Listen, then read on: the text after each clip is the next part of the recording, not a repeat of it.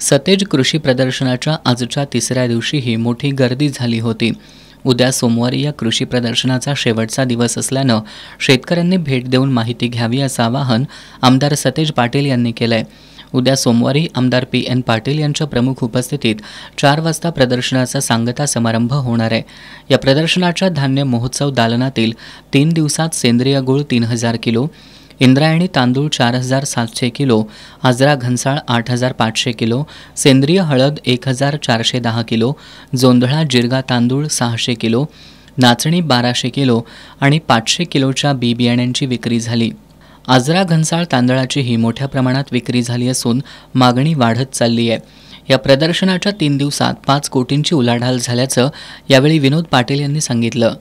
स्टॉलला भेट देऊन इथे विविध प्रकारचे वस्तू खरेदी केलेल्या आहेत। कृषीमध्ये बी बियाणे, शेती अवजारे, पंप, नंतर इथं तांदूळ महोत्सवमध्ये तांदूळ खरेदी केलेले आहेत। त्यामुळे इथं लोकांचा एवढा उत्स्फूर्त प्रतिसाद आहे की आजची ही उलाढाल ही 5 कोटीच्या वरून अधिक जास्त झालेली आहे आणि उद्याचा हा शेवटचा दिवस आहे। याच्यामध्ये पण फार अपेक्षित जे असते 7 ते 8 कोटीपर्यंत या 4 दिवसात उलाढाल होईल अशी अपेक्षित आहे।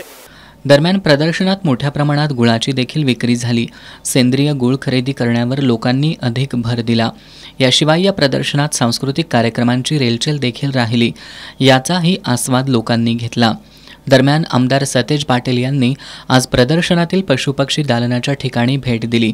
यावेळी त्यांनी या ठिकाणी असलेल्या खिलारी खोंडबैल आणि इतर विविध जनावरांची आवर्जून माहिती जाणून घेतली। या प्रदर्शनाचा शेतकऱ्यांनी लाभ घेण्याचं आवाहनही आमदार सतेज पाटील यांनी यावेळी केलंय।